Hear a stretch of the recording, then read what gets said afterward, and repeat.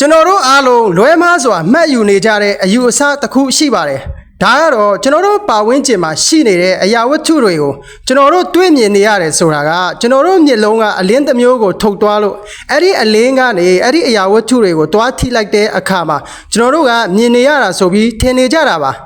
တကယ်တော့ကျွန်တော်တို့မျက်လုံးကဘာအလင်းရောင်မှမထုတ်ပေးပါဘူးကျွန်တော်တို့ပါဝန်းကျင်မှာရှိတဲ့အရာဝတ္ထုတွေကိုကျွန်တော်တို့ကတွေ့မြင်နေရတယ်ဆိုတာကနေရောင်ကြီးလိုမျိုးအလင်းရောင်ဖြစ်စေအခြားအလင်းရောင်တစ်ခုခုကဖြစ်စေအဲ့ဒီအရာဝတ္ထုကိုတွားထိလိုက်တဲ့အခါမှာအဲ့ဒီကနေပြန်ပြီးထွက်လာတဲ့အလင်းပုံရိပ်ကကျွန်တော်တို့မျက်စိထဲကိုရောက်လာလို့ကျွန်တော်တို့ကမြင်နေရတာဖြစ်ပါတယ်Facebook, TikTok, YouTube channel စတဲ့သတင်းစာမျက်နှာတွေမှာသိပ္ပံပညာရှင်တွေကကမ္ဘာနဲ့အလင်းနဲ့ဘလောက်ဝေးကွာတဲ့နေရာမှာဂျိုအတစ်တလုံးကိုတွေ့ရှိပါတယ်ဆိုပြီးမှရိုက်ကူးထားတဲ့ပုံရိပ်တွေကိုလည်းတွေ့ဘူးပြီးတာဖြစ်မှာပါဒီ telescope တွေနဲ့ဖမ်းယူရိုက်ကူးထားတဲ့ဂျိုတွေရဲ့ပုံရိပ်တွေဆိုတာကလည်းအဲ့ဒီဂျိုတွေကိုအလင်းတစ်မျိုးမျိုးကတွားထိတွေ့လိုက်တဲ့အခါမှာအဲ့ဒီအလင်းကနေရောင်ပြန်ထွက်လာတဲ့ပုံရိပ်ကို telescope ကဖမ်းယူရိုက်ကူးထားတာဖြစ်ပါတယ်စိတ်ဝင်စားဖို့ကောင်းတယ်လေ့လာတွေ့ရှိချက်တစ်ခုကကျွန်တော်တို့ကဘာကနေဖမ်းယူရိုက်ကူးထားတဲ့ဒီဂျိုအတစ်တစ်လုံးဟာဆိုရင်ကဘာနဲ့အလင်းနှစ်ပေါင်း1400လောက်ဝေးတဲ့နေရာမှာတွေ့ရှိတယ်ဆိုရင်အဲ့ဒီအလင်းကနေရောင်ပြန်ဟက်လာတဲ့အလင်းပုံရိပ်ဟာလည်းပဲကျွန်တော်တို့ကဘာကိုရောက်ဖို့အလင်းနှစ်1400ကျော်လောက်ကြာနေမှာဖြစ်ပါတယ်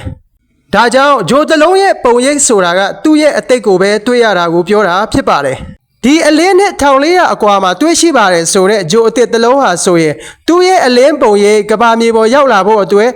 အလင်းနဲ့ပေါင်း1400ကျော်လောက်ခီးနေရမှာဖြစ်ပါတယ်။တနည်းအားဖြင့်ပြောရလို့ဆိုရင်ဒီပုံရိပ်ဟာကျွန်တော်တို့ပကံခေတ်မတိုင်ခင်မြန်မာတစ်ကရက်တွေမမွေးဖွားခင်ကတည်းကစလို့ရှိနေခဲ့တဲ့ဒီဂျိုရဲ့ပုံရိပ်အစစ်ဖြစ်ပါတယ်။ဒါကြောင့်အခုချိန်မှာဆိုရင်တော့ဒီဂျိုဟာဆိုရင်ဒီထက်ကောင်းမွန်တဲ့ဂျိုတစ်လုံးအဖြစ်လဲရောက်ရင်ရောက်သွားနိုင်မယ်ဖြစ်စည်းသွားခဲ့ပြီဖြစ်တဲ့ဂျိုလည်းဖြစ်ကောင်းဖြစ်နေနိုင်ပါတယ်ဒါတွေအားလုံးဟာအရာဝတ္ထုတစ်ခုခုကိုအလင်းကတွားပြီးထိတွေ့လိုက်တဲ့အခါမှာအဲ့ဒီကနေရောင်ပြန်ဟက်လာတဲ့အလင်းပုံရိပ်ကကျွန်တော်တို့မျက်စိထဲကိုရောက်ရှိလာလို့မြင်ရတာကိုပြောချင်တာဖြစ်ပါတယ်ဒီအကြောင်းအရာနဲ့ပတ်သက်လို့လူလေးဆိုတဲ့ brother တယောက်ကလာရောက်ဆွေးနွေးထားတာဖြစ်ပါတယ်ဒီအဖြေကိုလွန်ခဲ့တဲ့နှစ်ပေါင်း1000ကျော်ကဖော်ထုတ်နိုင်ခဲ့တာပါသူကတော့အာရတ်လူမျိုး Ebn al-Haytham ဖြစ်ပါတယ်သူကဘလို့စမ်းသပ်ပြခဲ့တယ်လဲဆိုရင်မှောင်နေတဲ့အခန်းတစ်ခုကိုပြင်ဆင်လိုက်ပါတယ်ပြီးတော့အပေါက်လေးတစ်ခုကနေအလင်းတွေကိုအခန်းထဲဝင်ရောက်စေပါတယ်အဲ့ဒီအချိန်မှာအနီးနားမှာရှိတဲ့အရာဝတ္ထုတွေက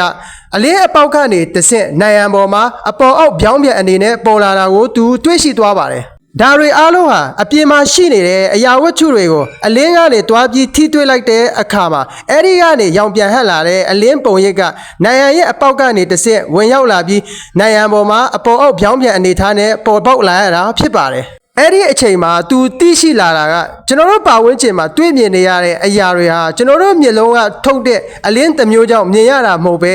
ဒီအရာဝတ္ထုတွေကိုထိတွေ့တဲ့အလင်းရောင်ပြန်ဟက်မှုတွေကနေတဆင့်ကျွန်တော်တို့မျက်စိတွေထဲမှာဝင်ရောက်လာလို့မြင်နေရတာကိုဖြစ်ပါတယ်ဆိုပြီးမှသူကဖော်ထုတ်နိုင်ခဲ့တာဖြစ်ပါတယ်ဒီတွေ့ရှိချက်ကနောက်ပိုင်းမှာဖြစ်ပေါ်လာမဲ့ဗီဒီယိုတွေကင်မရာတွေတီထွင်မှုအတွက်အခြေခံကြာဆုံးအကြောင်းအရင်းတစ်ခုဖြစ်ခဲ့ပါတယ်